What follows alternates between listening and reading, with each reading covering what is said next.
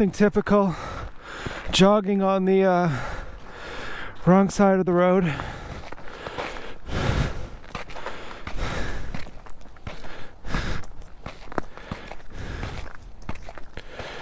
I used to jog.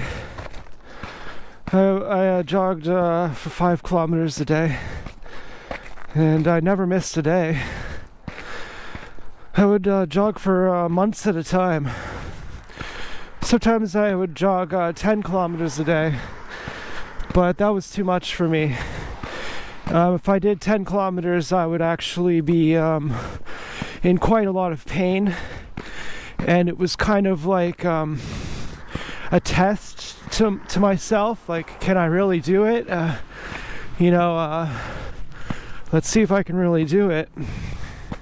And then, of course, back then I wasn't smoking weed, so I got into a runner's high, and I thought, whenever I get home from this jog, I'm gonna be, on level 50. It's gonna be crazy. I really enjoyed the feeling. I would go to the gym as well. 5 kilometers would take me about 45 minutes. I could maybe do it in closer to half hour. But funny enough, when I would try to jog as fast as I could, that would actually take me longer. And when I wasn't really concerned with how fast I was going, I would check my time, and it was usually the quickest then. I think I saw a guy on YouTube who did 5 kilometers in 18 minutes. But I would also go to the gym, and I would go on some kind of like an inclined exercise bike, and I would go on it for an hour. And by the end of it, I was just like high as a kite. Like, as someone who's done DMT and I'm an acid head.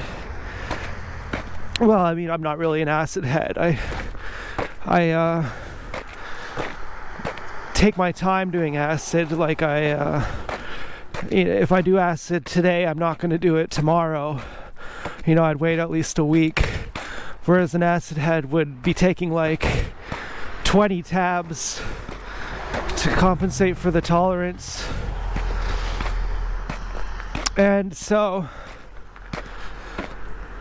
DMT was a favorite. Acid, shrooms. I think I smoked crack by accident at a bus stop.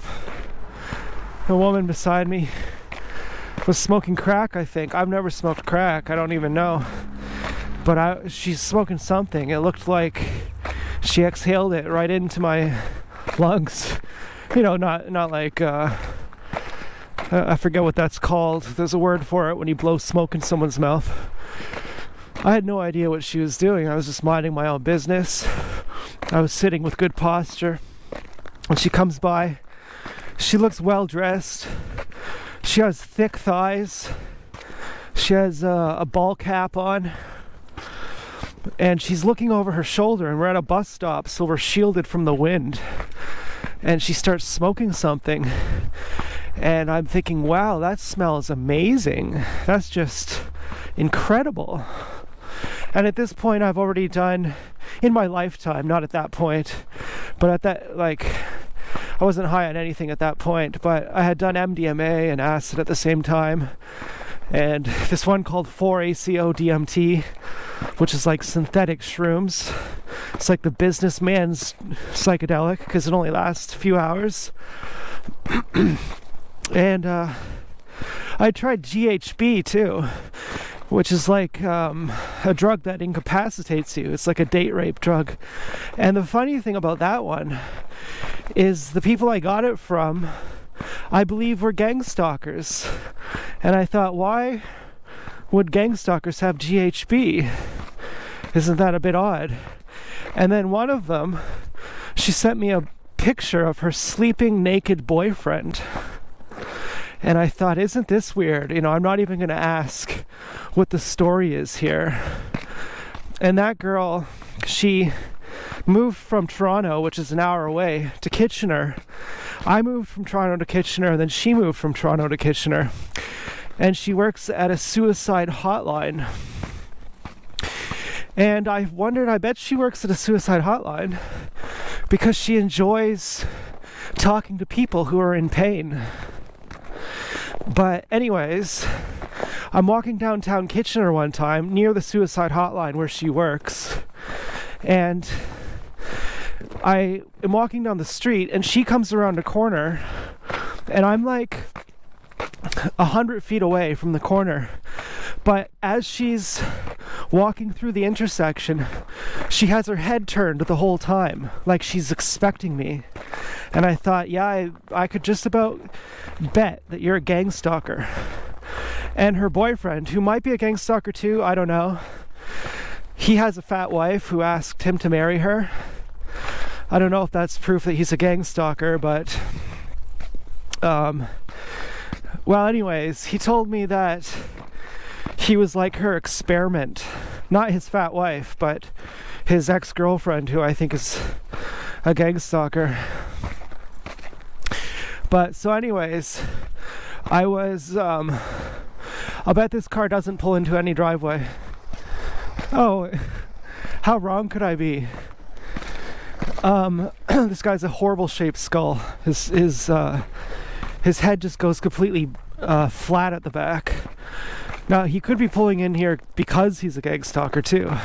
I was going to say, I bet he's not going to pull a deady driveway because he's just circling around this neighborhood to gang stalk. So this woman comes by. I'm doing Christmas shopping. I'm meditating. And just shortly before then, or around that time, I can't remember if it was before or after, I was at a bus stop, and I didn't know I was being gang stalked at this point, although subliminally I knew.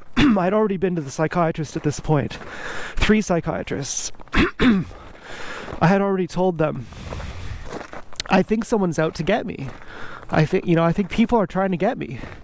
The doctor said, do you think, my family doctor who referred me to the psychiatrist, three psychiatrists I've seen, I know I'm repeating myself, but I'm just saying this, seeing 3 psychiatrists is a lot. And my doctor said, do you think anyone's out to get you? And I said, by God, yes. How did you know? And I have no idea that it's a big conspiracy at that time. And then and the way people use conspiracy, they're like, I'm not I don't believe in conspiracies. But it's like a conspiracy, it means there is actually a crime going on. People confuse conspiracy with conspiracy theorist. If you call someone a conspiracy theorist, you're calling them crazy. And so I've heard people, anyways, that's besides the point, but I sometimes think that people don't get it, that when you say there's a conspiracy going on, it's like that's an actual crime. It's not like conspiracy doesn't mean paranoid. So I'm like, I think I'm maybe crazy at that time, seeing those psychiatrists. Partially I'm being coerced. I'm like, well, if I just say I'm crazy, I take the meds, then they're going to leave me alone. I can get government subsidies in the form of welfare, even though they denied me disability. They diagnosed me with psychotic disorder, but then they didn't give me disability. And they put me on meds that were so strong, I had to stop taking them. And I said, what would you do? And they tested my blood too. They knew I wasn't taking them, but they didn't tell me they were testing for meds. I said, why do you want to test my blood for? And they said, we want to test your blood sugar levels. And I said, okay, well, I'm going to keep lying then, saying I'm taking these because you're lying to me. So therefore, there's nothing you can say when the tests show up that I'm not taking the meds. But they put it on my file. Like when I saw the psychiatrist, he's like, oh, it looks like you're not taking your meds. And I was like, well, that's because they're not vegan. And, I had to get a med change, which was true. I was real sly. And I knew how dangerous those people are. And so I went to see this psychiatrist named Dr. Doss. Doss means servant of God. I had already Googled him. He's like, oh, my mom is from Calcutta. And I was like, yeah, I already know that. I've already Googled you. And he told me that he put someone in the mental hospital for saying that they were God. And he said that he told the person, if you're really God, then you should be able to walk through the walls. And I thought that was so funny that a servant of God would do that. And so anyways, he told me that I have to take medication or else I'm going to be a burden to someone. I said, I'm not a burden to anyone. And he said, well, you will be if you don't take medication. And then he told me, I had my headphones on around my neck, and he told me that he had the same headphones as me, only his were better. And I was just like, oh, this is so untasteful. This is just so ugly. And so I told that to my doctor. My doctor's like, well, the psychiatrist says such and such and you should listen to him. And I was like, well, why did he say, and I almost said, well, why did I catch him looking down at my dick? I almost said that with my mom in the room and the doctor. That would have been really bad. But I changed it at the last second to, well, why did he say that his headphones are better than mine? I said it with so much attitude. And my doctor laughed, who I really liked my doctor. I think he would probably be a gang stalker, but I really looked up to him. I saw him as a father figure. I felt immensely proud of myself when he was happy with me. I felt like I was on the winning team. When I'd go there and I was doing well and he was happy with me, I felt truly validated, and I loved him so much. I couldn't give him a high enough review. I thought, this guy is just incredible. And so anyways, I wondered, maybe I am crazy. Maybe I am paranoid. And the people who were scaring me, who were gang stalking me, they also told me, you're paranoid, you're crazy. One of them showed up from Toronto, which is an hour away, at my grandma's house. And it seemed like he broke in too. And he was standing outside of her house, waiting at a bus stop. He would have had to bus like an hour to get there. He sent me a message saying, I'm going to visit my grandma. And then outside her house, when her and I were driving back to her house, I see him. But he turns, so I can't see him. Like, he, as I'm walking by, he quickly pivots and he turns his back towards me. But I recognized his glasses, his skin tone, his jacket. I was like, I'm like almost 100% sure that's you. And then I was talking to him on the phone after having a panic attack, and I was like, I thought I saw you at my grandma's house. And he didn't say anything then, but it was pretty scary. So I thought that I was a bit nuts, actually, but I had a lot of dissonance about that. Like, I also thought, no, I'm not nuts. This actually is happening, but I still couldn't explain it. Like, I couldn't accept that the conspiracy is as vast as it is. And so I did sort of blame myself, but sort of not, depending on when. I was actually really proud to get on medication. Like I told one of the gang stalkers, I admitted I'm crazy, I got on medication, aren't you so happy? And so anyways, then years later I'm sitting at a bus stop meditating, but just around that time I was at another bus stop, and there was this guy, probably a gang stalker, and he says, do you know what time the bus comes? And I said, I don't know. And he said, do you know what the date is? And I said, I don't know. And he screams at me, why the fuck are you standing here then? And the first thing I thought when I saw that guy was, this guy sucks. This guy really sucks. And so I said, I'm waiting for the bus. And it was scary. We were alone. It was at night. And then when I got off the bus, he was there giving me the finger. But anyways, so around that time, I'm sitting at another bus stop, and I think it was after, because I was remembering that guy, or I don't remember what triggered it, but I was remembering just mind your own business. You know, don't even think about what this woman is doing.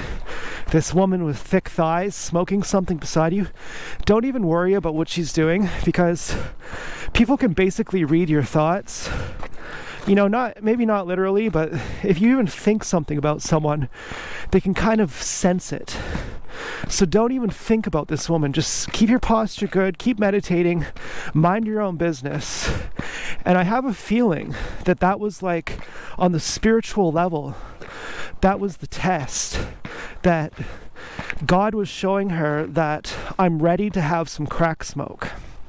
Because if I would have been in her business, too inquisitive, then it would have set precedent that after I breathed in the crack smoke, I would have became a crackhead and died on the street, which I actually considered after I breathed that in. I thought my whole life was a waste. This is the best I've ever felt. Literally, I'm thinking, oh, that smells good. Whatever she has, that smells really good. And she has this bag on the ground. It's like, no, she has the bag on the bench, not on the ground. And it's like, it looks like plasticine. And I Googled it after, what does crack look like? Pretty sure it was crack. I don't know what it was. Well, I think it was crack. And I'm like, oh my God, like this is the best. This is absolutely better than DMT, better than acid, better than anything, better than jogging. I feel enlightened, for real. I literally feel enlightened. Like, this is it, I found it. And then on the bus ride home, I was like, get some crack. You gotta get some crack. You literally need crack. And it fucked me up for days, you know, the psychological aspect of it. And I felt high for about a minute. And it was just incredible. It was just like this wave of peace and this wave of grittiness. It was like I felt gritty and connected to everything. I felt like dirty, but I liked it. Like it was a really weird feeling, but incredible. And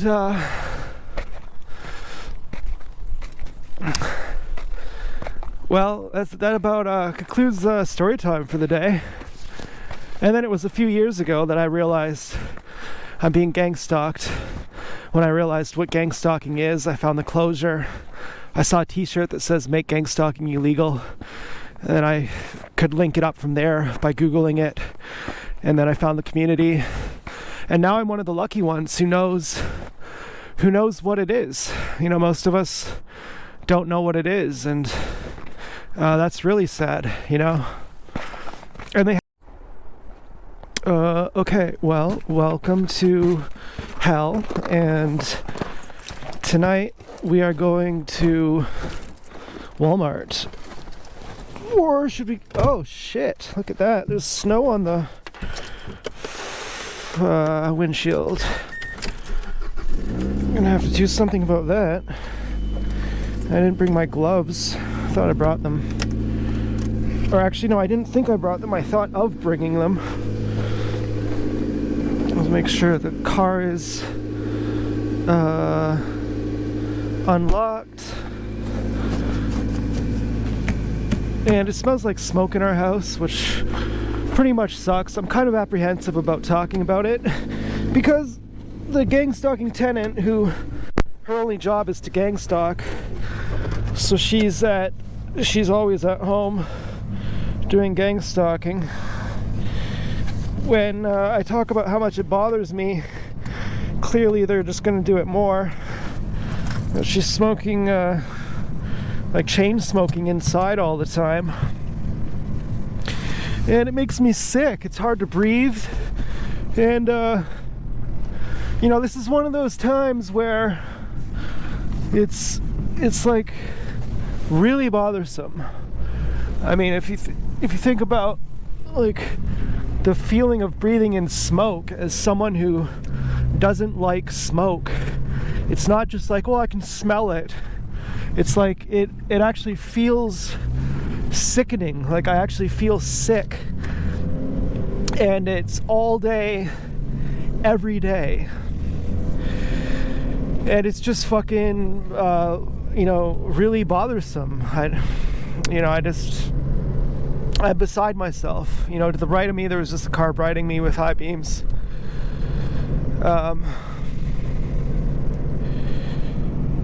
Yeah, it's just too much. It's just too much, and I don't know where I'd move if I could move. I mean, I live with my mom, and so I have a good rent price, and I don't know if I could even afford to live somewhere else. And if I did move somewhere else, would it even be any better? I don't know.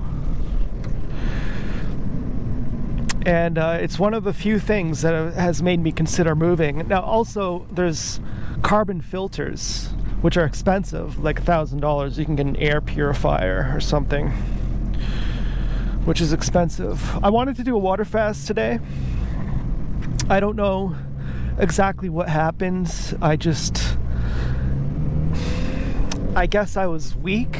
I don't want to overstretch myself. I don't want to demoralize myself and have some goal and then fail and then lose confidence in myself. Okay, to the right of me there's a car missing a headlight. Maybe you can see it here well, you can't see it because there's a car behind me now. And you're not really supposed to be able to see anything right now. Like, I'm not wearing my special mount. Like, normally I'd lift the camera up like this so that you could see better. I'd have this would be the view, but instead it's a little bit lower. I started watching this guy named Review Bra, or the weekly report. He's a really skinny guy. You'd recognize him. He's viral. He's like, and today we're gonna be reviewing the Wendy's Baconator. And he goes into these long reviews about how bad the food is, and it's so serious. He's like, this is, and I'm not being hyperbolic right now, without a single redeeming quality. I could not think of why you would buy this except for maybe to put it in a picture frame and make some kind of abstract art, but even then the food would be going rotten, if you could even call it that. In fact, maybe you could put it in a picture frame and it wouldn't go rotten, because this is not food. This is just garbage. So maybe after all you wouldn't want it in a picture frame, because it'd be stinking your house up like garbage. He just goes on, and he looks like an alien. He's really skinny. Here's a cop car in the parking lot. And today and there's also a gang stalker in the parking lot. You can kind of see there.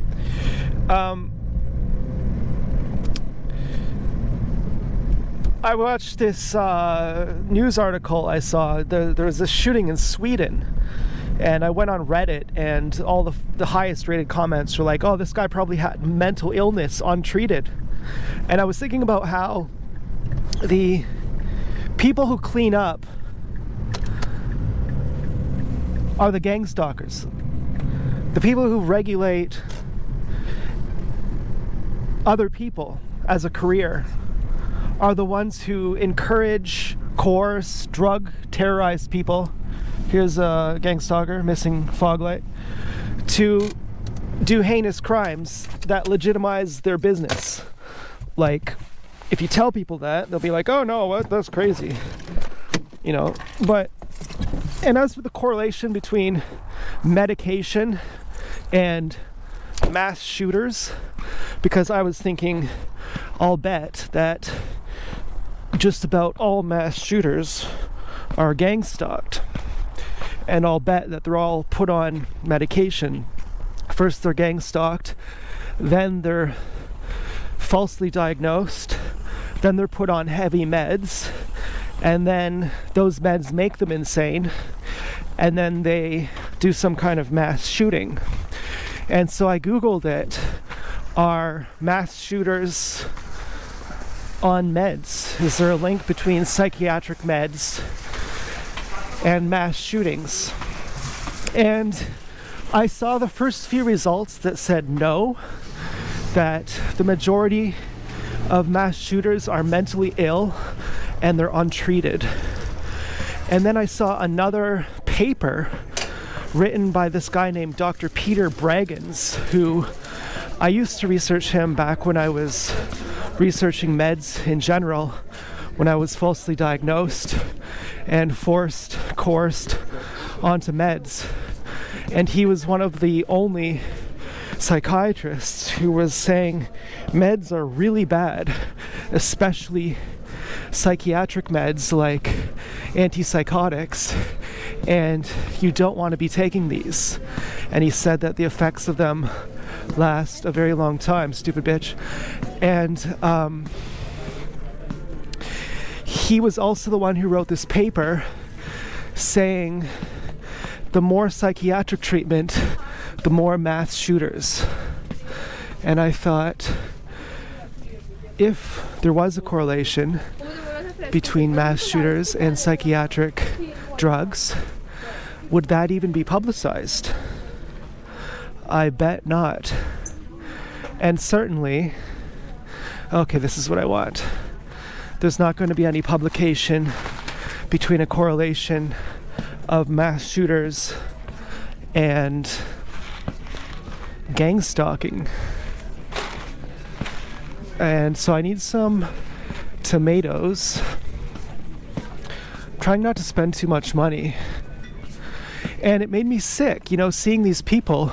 I was reminded of this is good. Joke I heard. A doctor, he's just brand new to the job, and he cures a woman in one visit. And his dad, who's also a doctor, slaps him in the face and says, "Do you know how rich that woman is? That woman has been coming here for years, and she pays for all of our vacations and our Rolexes and our car payments. And you just went and cured her in a singular visit. What's wrong with you?" And who could ever believe that the people who clean up the dead bodies, the people whose job it is to regulate other people, would have an incentive to make people act insane and violent and irregular to the point where it validates and necessitates the job of regulators, like institutional type people, police, community watch, firefighters, ambulances, and of course their real jobs are to be gang stalkers.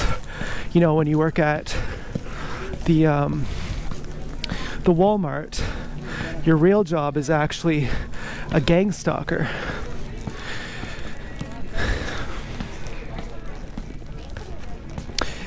But even though gang stalking is secret, it justifies the need for public servant roles, regulatory roles, controlling roles, a ruling class in the eyes of the general public who don't know about gang stalking.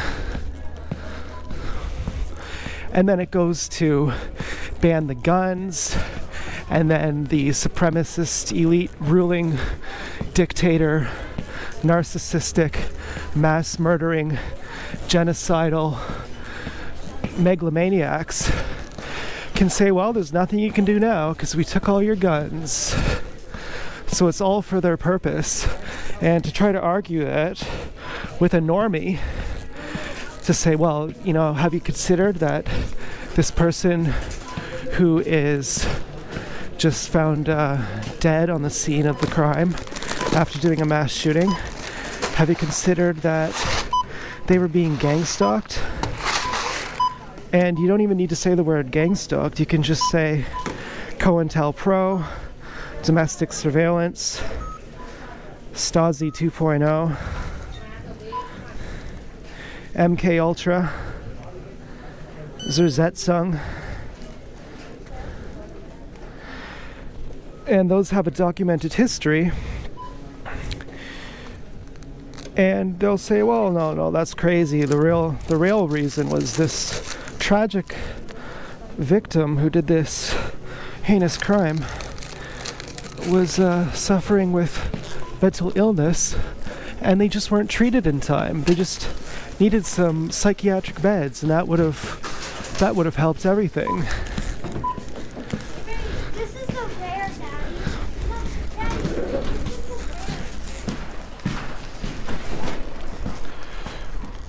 And so I'm above, I don't mean to sound condescending, I'm above arguing with the normies.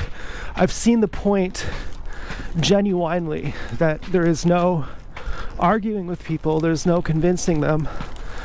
And I don't know what the fuck, how the fuck, who the fuck people are. I don't want to understand people. I don't understand people at all. Where did I park? I mean, to give them some credit, I used to not be capable of understanding what is happening. It wasn't until it happened to me that I could understand it. So, on some level, I can understand the perspective of the normies. But I don't relate with the normies at all.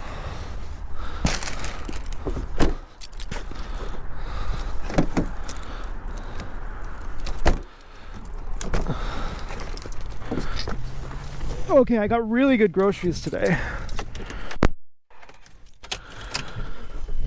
Whoa.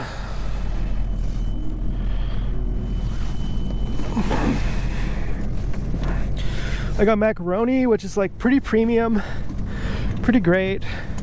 I got chips, which are really great. What else did I get? Oh, I got tomato sauce, which is actually really great. There's a car with its high beams behind me. I'm wearing my over-the-ear headphones. Now, you'd think, you know, like, do you really think that the police are human traffickers? I mean, that's where all of this gang stalking leads. That's what this is, and it leads into the conventional human trafficking as well. I mean, this would be a certain form of human trafficking.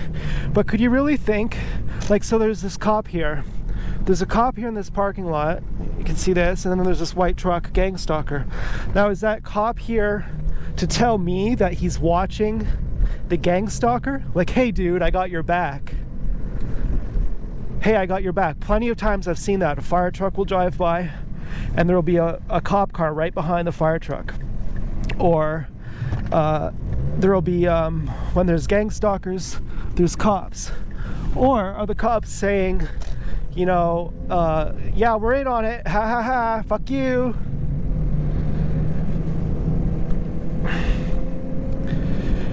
I frankly don't know. I'm actually more interested in my macaroni. And it's getting warm in this car. I went for a walk earlier, that was cool. I'm having a pretty good old time.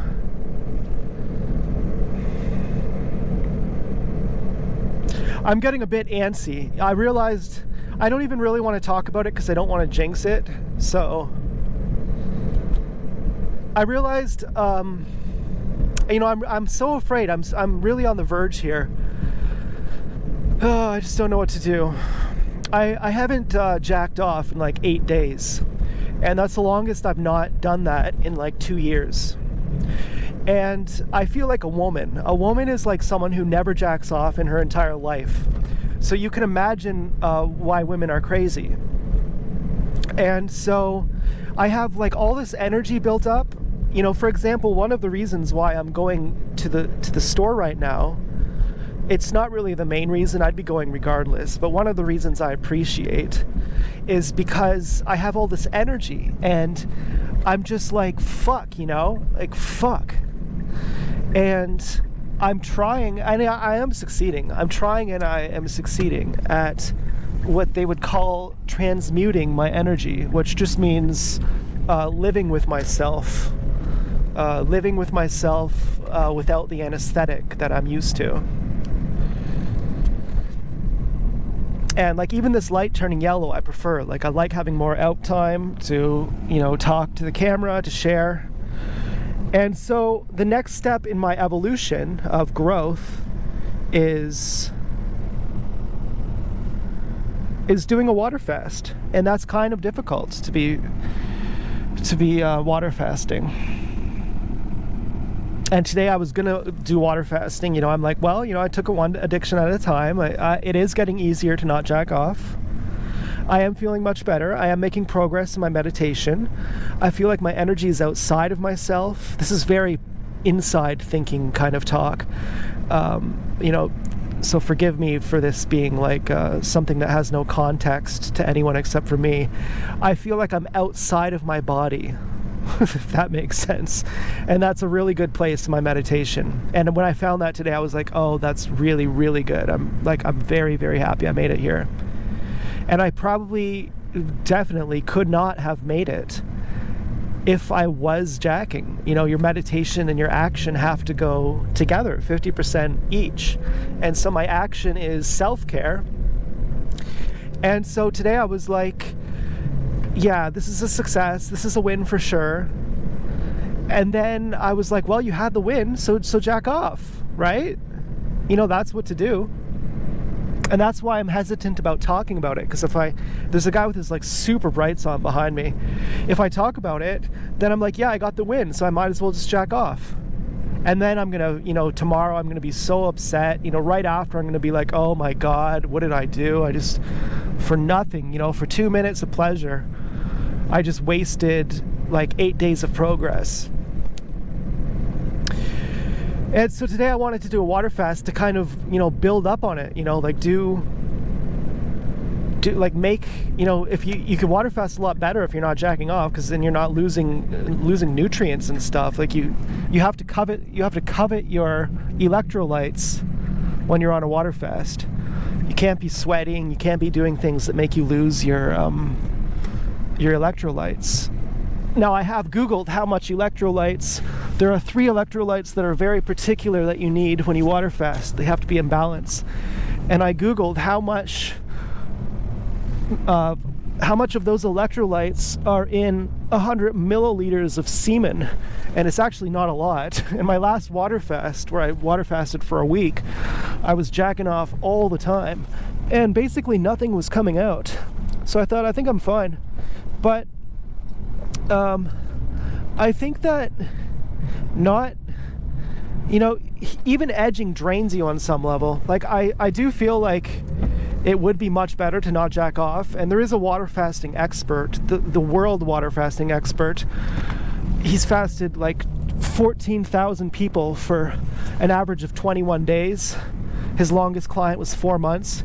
He doesn't use any supplements. He makes them sip 500 milliliters of water per hour, 1 sip per minute. And he says, do not ejaculate while you are on a water fast. That is, you can't afford to be doing that. Here's a gangstalker. I was going to say I recognize the dog, but I don't actually. But I could say that that's a gangstalker. If you could even see them. It's pretty dark. Here would be a gangstalker too. These people are fucking terrorists. Like, their job is literally to create mass shooters, to steal people's wealth, to make people scared, to watch people in their bedrooms, to watch people changing their newborn on hidden cams. Like, these people are the fucking scum of the earth. And they hold on to these titles like, we're the community watch.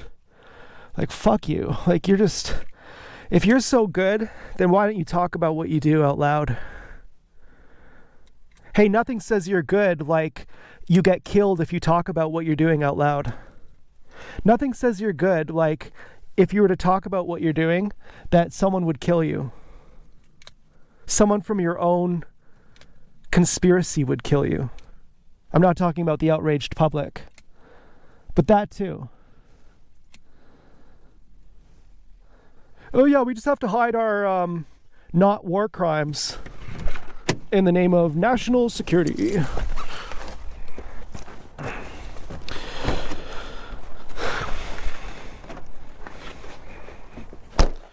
Oh, they're so prim and proper.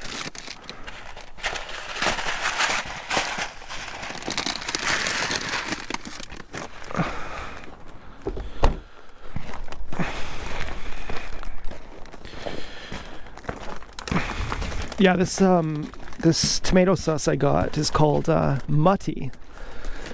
I'd say it's the best. Which is for zinc.